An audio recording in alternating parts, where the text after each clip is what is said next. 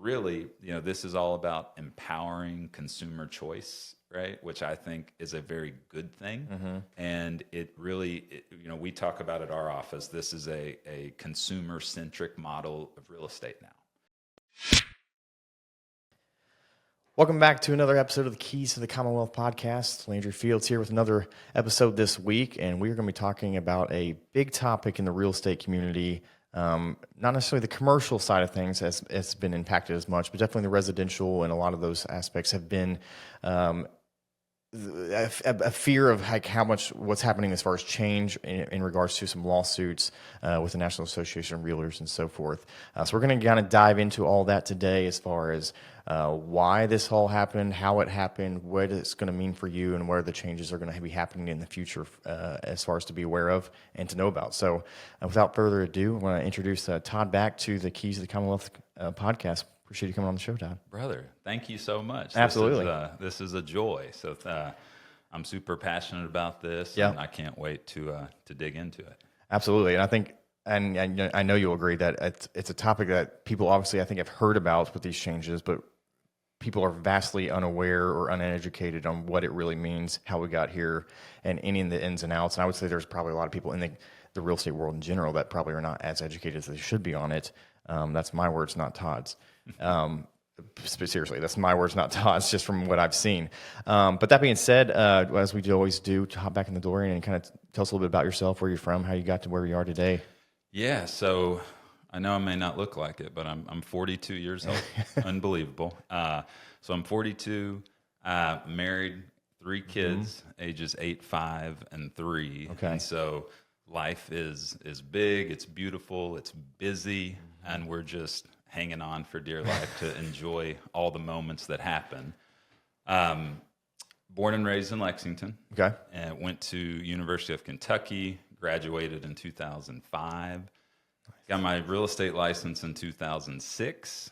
And so I've been in the real estate world for 18 years. Okay. Do you have family in it? Oh, yes. Okay. So my dad has been in it since so. the mid-'80s. So he's at 30-plus years. Wow. My mom got her license in 2001.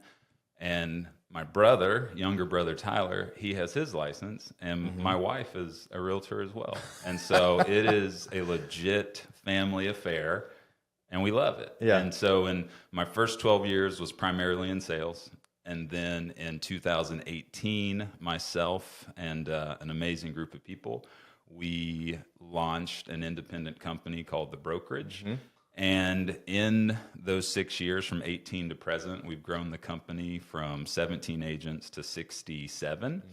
And since 2020, we've sold the most homes in Lexington. So it has been just the biggest joy of my career, most meaningful, and it's just an amazing group of people that we get to collaborate on a high level. Yeah.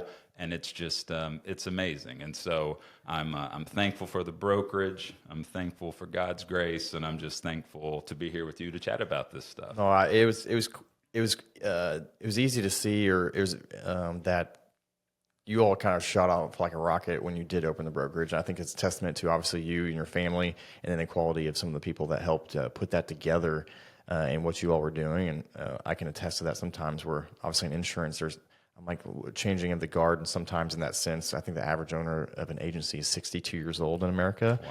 And I'm like, why are we all doing it the same way we've always done it? And there's some better ways to do this that I think are more impactful, are better for the client and user experience and so forth. So that's been awesome to see your all's rise in the last Thank you, man. very short amount of time, honestly. Yeah, thank you. And we feel like we're just getting started. Yeah. And it's just amazing when you get a group of really great people together, what can come out of it. Yeah. So it's been quite a ride, and we're looking forward to the next steps that we take.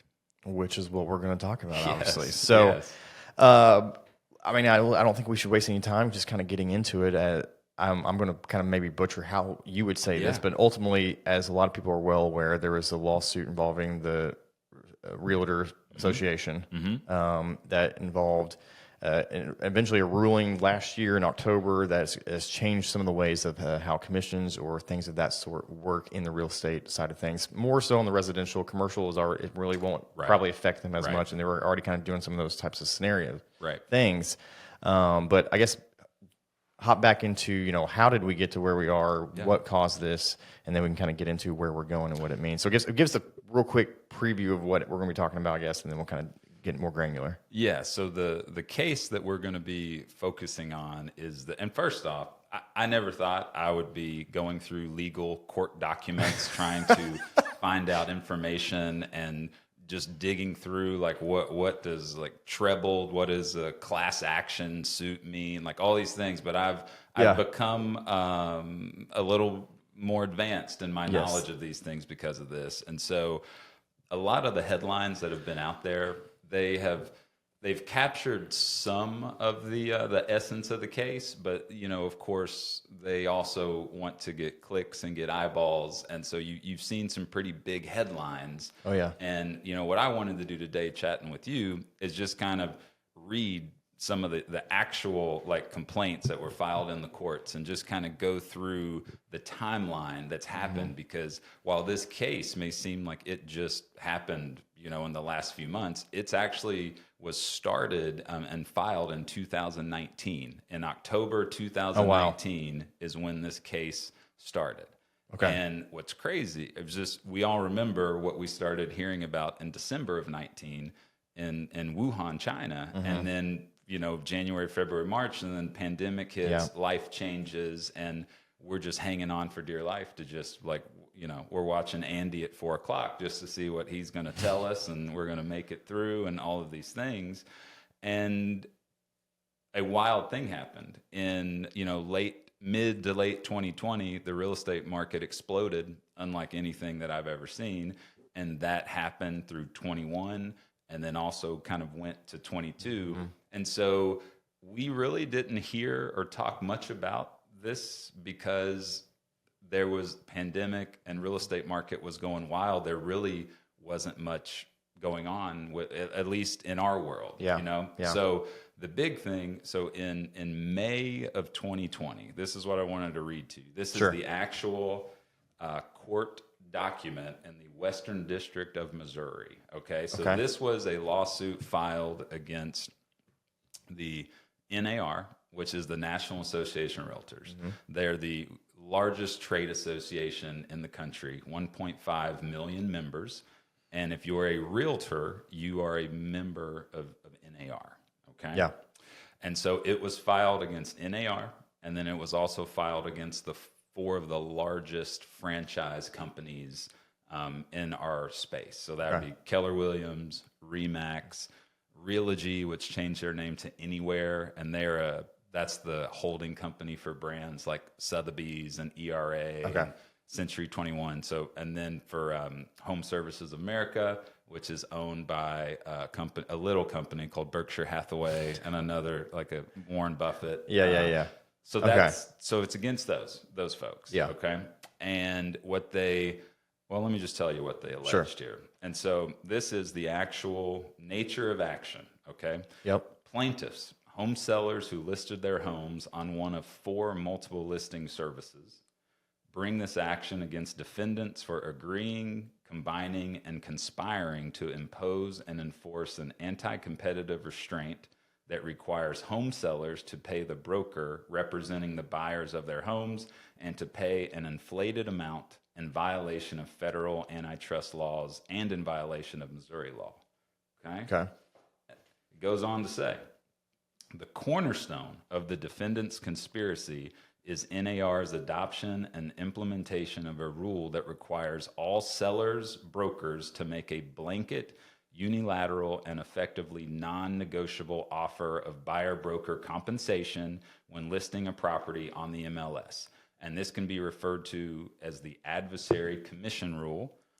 A lot of us, it's cooperating compensation, which I'm sure you've seen that in the news, or buyer broker commission. It's all kind of the same thing that they're talking about here. Quick note on that adversary commission rule. This has been in place since 1996. So it's been in our world Yeah. for nearly 30 years. As long as I can remember it, pretty much. And the reason it was put into our world is because the DOJ wanted us to do this, because before that there was something called sub-agency, which was not, I don't think, that was before my time, so I don't know much about it. Sure. But this rule was put into effect because what was happening previously, the Department of Justice didn't like that Right. either. And so Okay. this has been in effect. Now, and you may be saying, what's that? So here's the second part of it. It's, as a result, to gain the cooperation of buyer brokers, selling brokers are incentivized to offer a higher adversary buyer broker commission as part of complying with NAR's mandatory adversary commission rule. And they argue that if this rule were not in place, the cost of buyer broker commissions would be paid by their clients, home buyers, and the buyer brokers would thus have to compete with one another by offering a lower commission rate. This rule thereby restrains price competition among buyer brokers because the person who actually retains the buyer broker, the home buyer, does not negotiate or pay the commission for his or her broker. I rest my case. Okay. So put it into layman's terms in Yes. that sense, as far as, historically, we've always, for the last, obviously, 20 Yeah. years or so or more, just assume there's going to be, probably around a 6% scenario let's use paid 6. out by the seller of the home, traditionally more so than not. Right. And what does that mean going forward? What was the, Yeah. what is that in layman's terms? So let's say, so the issue that the DOJ has is, let's say that I'm the listing agent, Yep. and I'm going to use you as the other agent. Let's say with the seller over here, and I'm communicating with the seller, and this is prior to August 17th, with 2024, which we'll get into in a minute. So this Yep. is the old way. Okay. And it would say, hey seller, we're going to list your home, and this is the commission that I charge. And for this example, because commission is negotiable and not set by law, but we'll just say it's 6%. And so that 6% then gets remitted to me, the listing broker, and we are agreeing to remit 3% of that, half of that, to the buyer broker who brings us the offer. Okay, this is listed on the MLS, so all realtors can see what that number is, and there really is not any negotiation. Let's say, and you're the buyer's agent, right? Your buyer, right, never really negotiates the rate that they are Yeah. going to pay you, because the listing agent and the seller have negotiated for them. So the DOJ and the complaints here just say you can't. There's no competition there, Yeah. right? So you can't get a fair market value there if there's no competition. Was one of the other warning scenarios they were trying to hedge against was just that it wasn't always 3% to the buying realtor, in the sense that it made, I guess they were trying to point that there was incentivizations for people from the realtor representing the buyer to only show properties that were maybe offering a 3% versus Yes. a 2.5% or 2. Correct. So so this is what they pointed to is called steering, where in the MLS you could see what a seller was offering, and the thought was, if the offer is less than a particular number, they would be less motivated or incentivized to show that property. Yeah. And so that's called steering. We are a fiduciary to our clients. That's a unique thing about being a realtor, is that we are a fiduciary. And so if someone was doing that, they're breaking a number of ethical codes that we have agreed to abide by. Yeah. And so, but those were those dynamics in place there, that when they got brought up in front of the jury, we can kind of talk about how it played out, but it all revolved around that cooperating compensation that was being offered, and it kind of comes down to sharing commissions. The courts decided it. The DOJ has been saying it. They do not want realtors sharing commissions. Right? Yeah. It needs to be coming directly from the seller. And we'll kind of get into what it looks like today, but that was the crux of the whole case. So all kind of flowed through. Obviously, as we know, the seller side of things, and we're basically saying at the end of the day, they don't want that. They want them to be separate, in separate buckets almost from the get-go, and worked out the commissions for both the seller and the buyer up front before you've ever even engaged in that sense. Yes. So they would like it, and their work, what the ideas that they had in 2019 was that the buyer talks with their agent, they agree to something, and then that is kind of the number that they've agreed to. And then that would be kind of what's put into the contract, or the buyer pays it direct, whatever they negotiate and Which figure is, out. in all fairness, probably how most things work in our life between lawyers or other aspects, an agent of, just your representative agent of some kind in your life and so forth. So Right. I don't think anyone's saying, oh, that doesn't make sense, I guess, but. Right. And so can I hit on my Yeah. timeline here? So Absolutely. So Let's I go back to think- the timeline. I think to me, the timeline, which I haven't seen a lot of these put together, and I'm like, that's, my main role at the brokerage, I'm the operator. I'm, leading the meetings and the strategy, all that good stuff. And I'm into all these numbers, I'm a nerd. What can I say? That's why I had you on.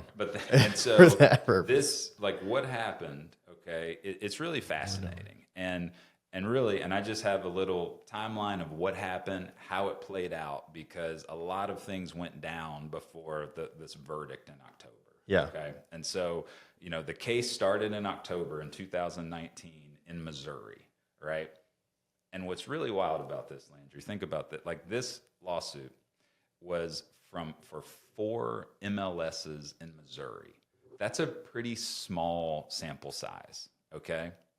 At the same time, there was another lawsuit that was filed in Illinois called the Morrill case, okay? Okay. And it covered 20 MLSs in multiple states, and it was, they say, 5 to 6 times larger than this Missouri case. Okay. So just keep that in mind for what I'm going to get to. Okay. So the Stitzer case got class certification in April 22. Okay. So in 2022, it's a class action suit. We get to 2023, where Realty, aka Anywhere, they settle in September of 23 for $83 million. Okay. So they're out of it. So there were 5, people in the lawsuit or groups. They're out. Okay. They have settled. Remax settles a few weeks later for $55 million. Okay. All right. The trial begins in October of 2023.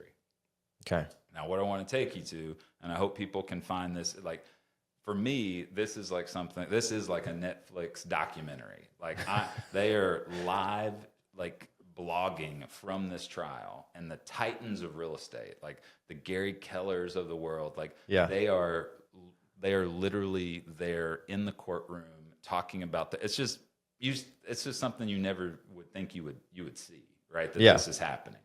And so the trial begins in October of 23, and then on October 31st, Halloween, I'll never forget it, the verdict was delivered, and it was a guilty verdict, okay? I think most people saw that coming, right? From what I understand. So maybe looking back, people would say that, but in the moment, I think really people thought that it was going to be dismissed at some way. Yeah, I think from NAR's perspective, but the longer the trial went on, the more it was like, this is not going very well. Yeah. And so on October 31st, it got delivered, guilty verdict. They gave damages of $1.8 billion were the damages. And because it's class action, it automatically gets tripled, which is called trebled, to 5. So that number times 3. So we're looking at $5 billion in damages. Okay. I haven't thought about the fact that I knew about obviously the damages and the fines and or all this. Where does that money go? Actually, I never thought about that part of it. So it depends on how many homeowners join the class. Okay. Right. But then the lawyers take a significant piece, right? Which is about, I've read anywhere from a third is kind of the number that I've seen. And so then what happens, you're in this moment, because when it was delivered a guilty verdict, I think everyone just didn't know what, like, Yeah. I was in a little bit of a shock because they said this deliberation was supposed to take days. It took the jury 3 hours. 3 hours to come back and deliver a guilty verdict. So now we're in like March 2020, deer in the headlights. What's going to happen Yeah. here Yeah. all over again in some ways Right. for realtors? What's going to happen? Are we appealing this? Are we, like, what's going to happen? And so apparently why they could not appeal is because they would have had to post a bond for that amount.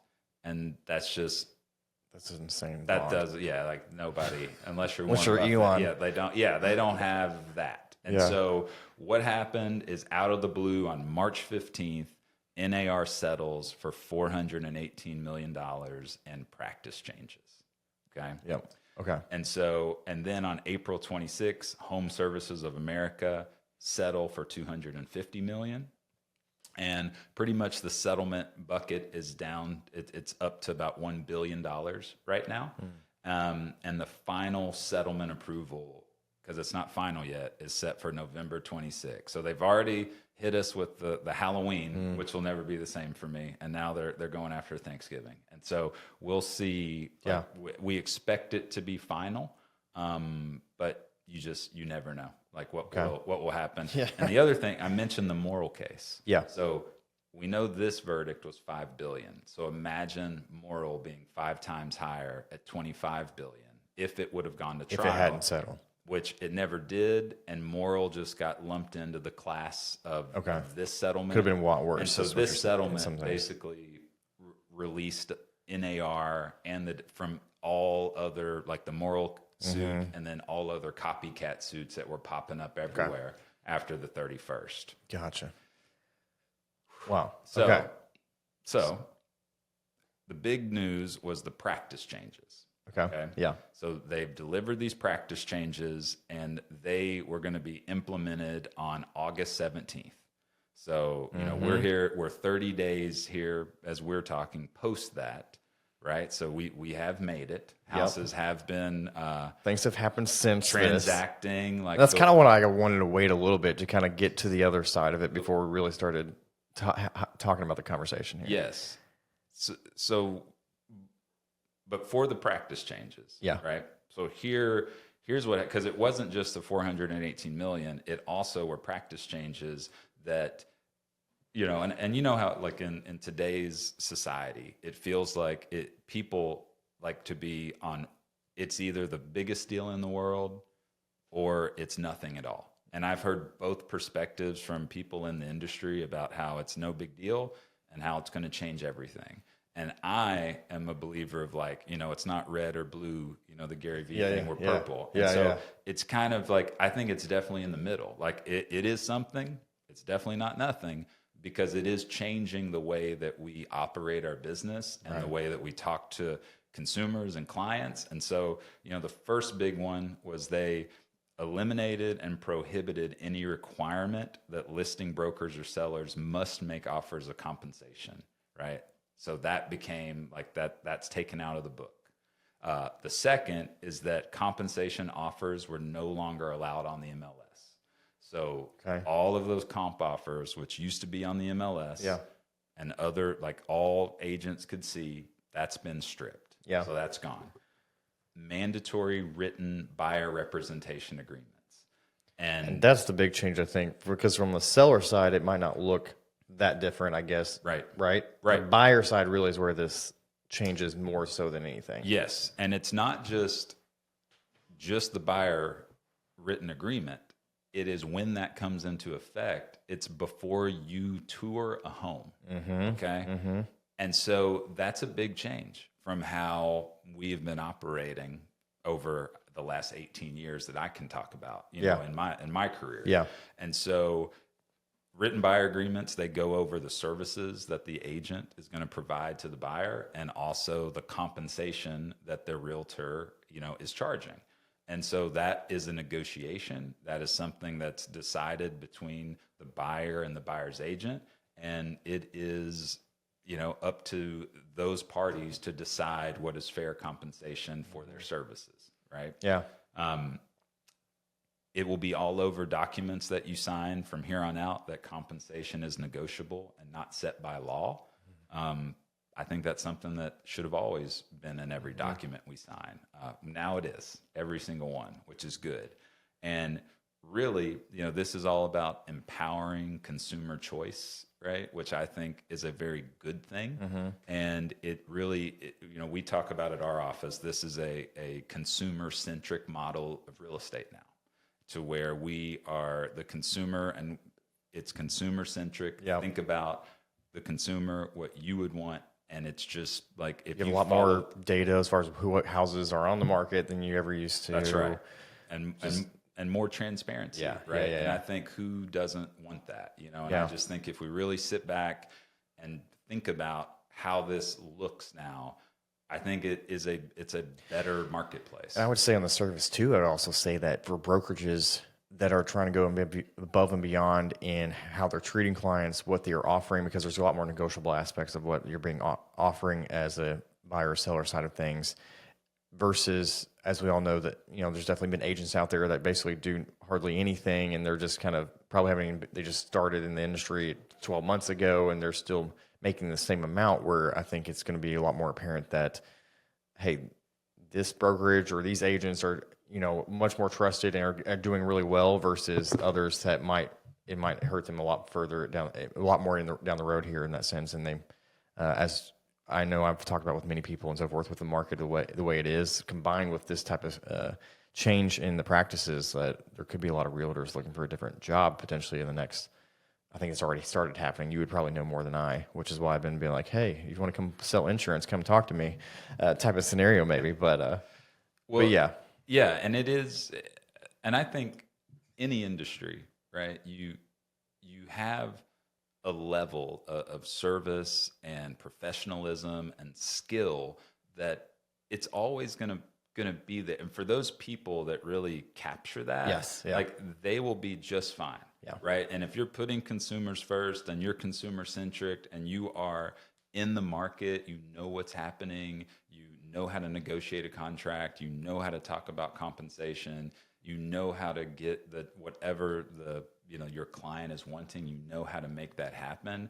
Like those people will be totally fine. Just like any industry. Like if I come talk to you about insurance, I will know from moment one that you know what you're doing, that you've been doing it a while, and you deliver good customer experience, right? Like that's very clear. And I'm sure there are people in your business that you're just like, I don't know what to say. But I think in any walk of life, like we can all kind of agree to that, like, do we know what you're talking about? And I think for this, it's the same thing. Like the skill is going to have to rise. And if it doesn't, then people will be left thinking like, what just happened? And that's why, like at our company, and there's several great companies in our team that are really like doing what they need to do to provide a great experience for the consumer, for the client. And I just think that's the way. Like that is the way that this is going to go. And that is, if you do not adapt, you will be left behind. And so we look at it as a challenge to get better, and look at it a challenge to see how can we improve on this and what we're doing. And I'm proud of what our agents, the work that we've been doing to get ready for this. And I think we're well ahead of the industry norm right now. And I'm proud of how our people have responded. That's awesome. I think to put another example from what I've heard, obviously, I think some of the changes from a seller standpoint, if we could talk about that a little bit more granular as far as what that actually means. From what I understand, there could be scenarios where if you're a first-time homeowner, a package and compensation amount based upon different brokerages could look like this amount, versus if the price range ends up being this, it might end up being this amount.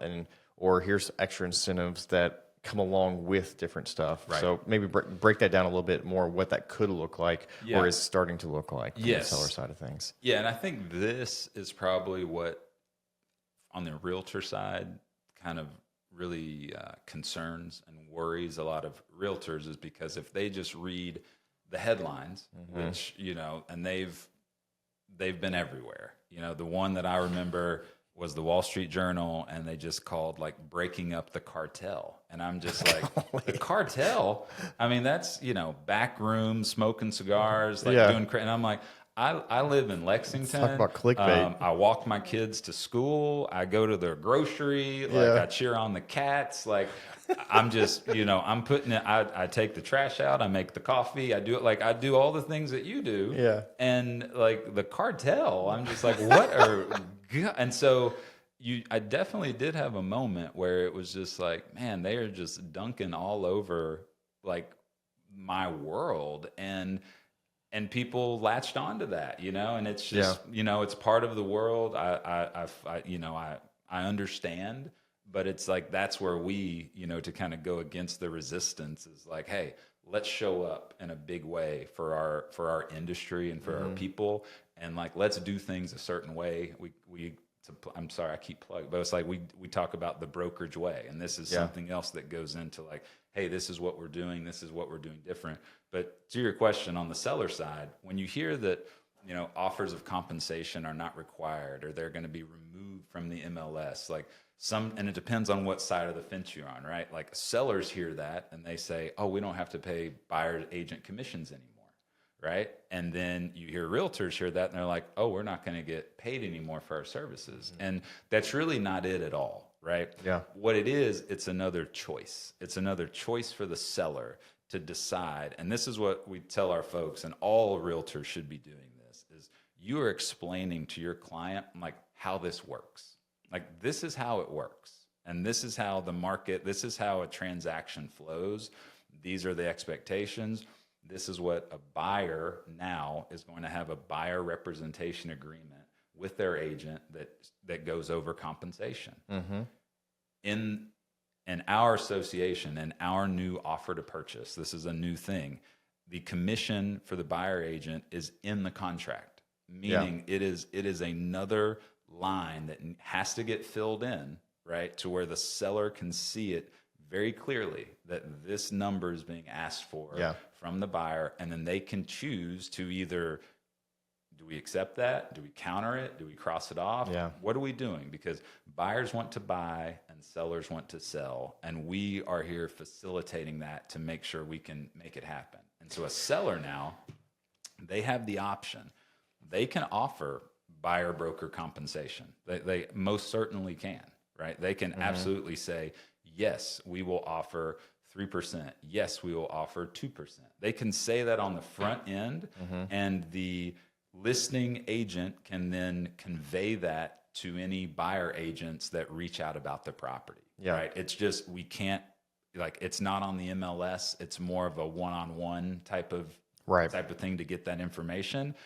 But more than that, we're telling our sellers, or one of the big things, it's like, our seller is willing to entertain any and all requests. Just put it in your purchase offer, to where we're not going to offer anything up front. Because why would we want to show our hand in a very low inventory market? Like, why would we want to go ahead and tell you, like, oh yeah, this is what we'll do? Instead, put it in your offer, and we can see if we can work it out. And I think that is going to become the way of the future. And that's where we're going very quickly. And everyone is just adjusting to what that is. And market dynamics will influence that. And it's no different than when, like, say at car dealerships, when a car, like back in the pandemic, were there any deals on cars anywhere? It's like, no. Like, I'd go in to buy a black car, and they said, we don't have any black cars, but we have a red one. And I'm like, I'll take it. Because inventory was so low. And when dealers need to move inventory, they offer incentives to move inventory. And it's no different in real estate. If there are 2,000 homes on the market, sellers may want to incentivize buyers to pick their house. When there's no houses on the market, a seller may say, hey, I have what everybody wants. Let's see what offers come in. And so there's so many different strategies that agents and sellers can talk about to see what is best for their, like, unique kind of situation. And And that's what it should be. It's less of this blanket offer and more of the one-on-one. What do you want, seller? Like, Yeah. what is it like? How do you want to approach this? Because here are the different ways that we can do it. And in my advice is to, like, based on this neighborhood, this house, your kitchen update, your bathroom update, like I would say we do this, you know? And I think that's the way of the future. Yeah. So I still see commissions getting paid by, like, to both listing agents and buying agents. I see a lot of times that will be done by the seller, but it will be, you know, it will be in the price, no different than it has been for the last 30 years. You know, because it all comes down to the net to the seller. Because if a seller wants to net $1 million, they want to net $1 million. And how they get there, usually they don't really mind how they get there. And so as long as they're netting what they want to net, deals get done and things get worked out. So ultimately, just more negotiating places that really have to be discussed outside of just what we're offering as at the closing table. You know, usually it wasn't a ton, but, you know, sometimes it could be closing costs and some of those things. But there's just gonna be more items that are negotiable at the end of the day now. You got it. And that's and that's another thing. Negotiation. I'm glad you brought it up. That is something that, you know, in the last 5 years, the negotiating has been how much higher should we offer over list price? Yeah. And now it's just, it's different, you know, like prior to 2020, again, I've been in it since 06. Prior to 2020, multiple offers, never. Yeah. Escalation clauses, Oh, had no idea what those were. And now if you're in it the last 5 years, that's the only thing you know. There's, you know, multiple offers. Can we waive inspection, waive appraisal? Like, what can we do to get this home? And it's just different. And markets come and go. And right now we're in a tight inventory market, but, you know, interest rates are coming down. We see inventory kind of coming up. But we also think in March, if rates, I'm jumping all over, but if rates are in this mid-5 range, like we expect prices to not anarchy, but like it's going to be very competitive out there in the spring. So just like now is a pretty good sweet spot if anybody's listening I really agree. to get in there. I completely agree. I think we kind of probably wrap it up a little bit right there. But before we're off air real quick, if you want to dive into, I think just for your personal side of things, some of the things you've been focusing on this year and book and stuff like that, obviously the idea of just hurry in our life and what you've been kind of going through with that this year.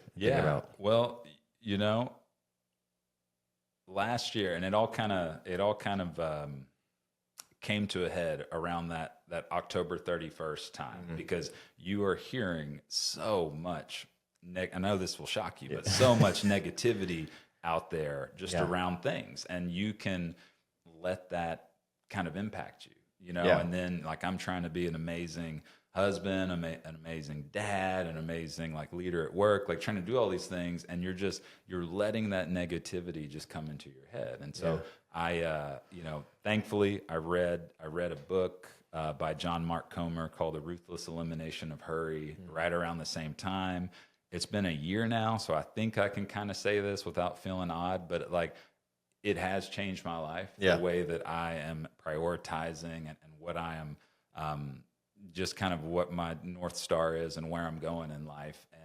And one of the big things that came out of that was simplicity. And a big thing from that just came, like, you know, to cut things out of your life to let new things in. You know, and so that's something that I really latched on to, because I think we all could write a list of, like, these are the 5 things that I really want to do, or I know I need to be doing these 5 things. But the problem is, in our world right now, we have no margin in our day. We have no margin in our life. And we feel that if we are not booked 24/7, and that's why you look around, man. You look around at a Starbucks coffee line, or if you're at a restaurant, and if there is a break in the action, everybody reaches into their pocket and they pull out their phone and they just start going to work on anything that can distract them for the 30 seconds they have to wait to place their order. And I just think that's the way that we live our life now, whether we know it or not.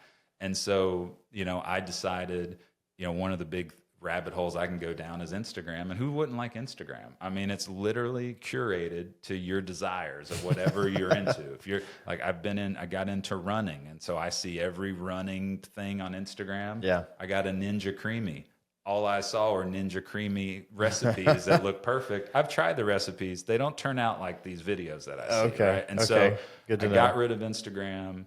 It really just opened up a lot of mind space for me. And again, at 42, I'm also just like, why am I on Instagram? But anyway, that's another thing. No, I think you're right in the sense that I don't think anyone has to purposely try to hurry up their life, speed up their life in any capacity.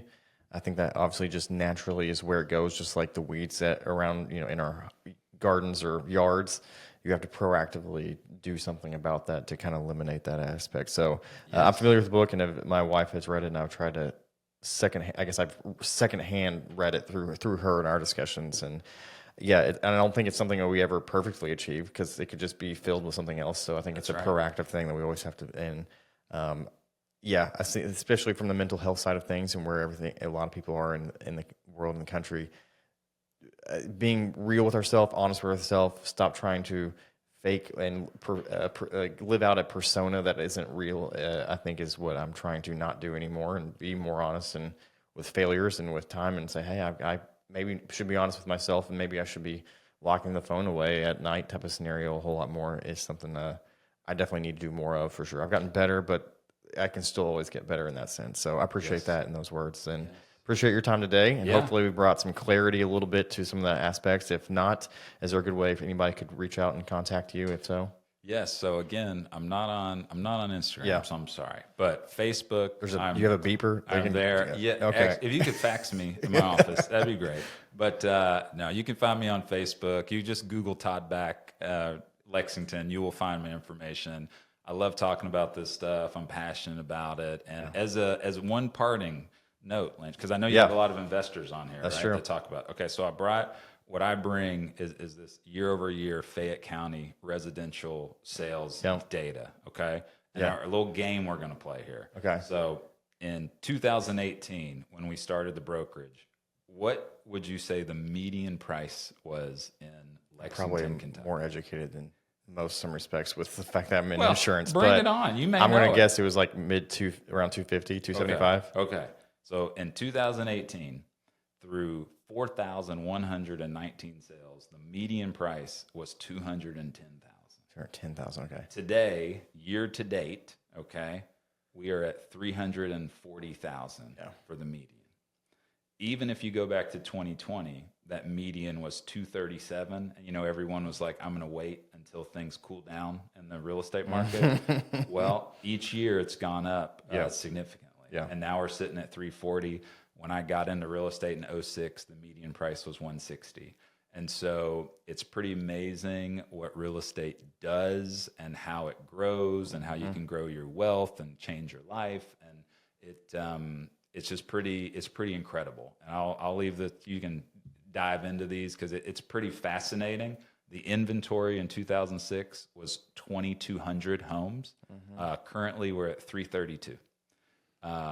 And so we can, there's a lot to say here about Which is things. why I moved last year, knowing that prices are only going to go up, and I've got to barely jump on something when I can and pay an extra $100, $125 a month if I have to, knowing that there's a likely chance I could probably get that down at some point down the road. That's right. That's right. Yeah. Well, man, thank you so much Absolutely. for having me on. Appreciate it. It's been a blast. Appreciate your time, and we'll see everybody back here in another couple of weeks for another episode of the Keys to Commonwealth podcast. Thanks, Todd.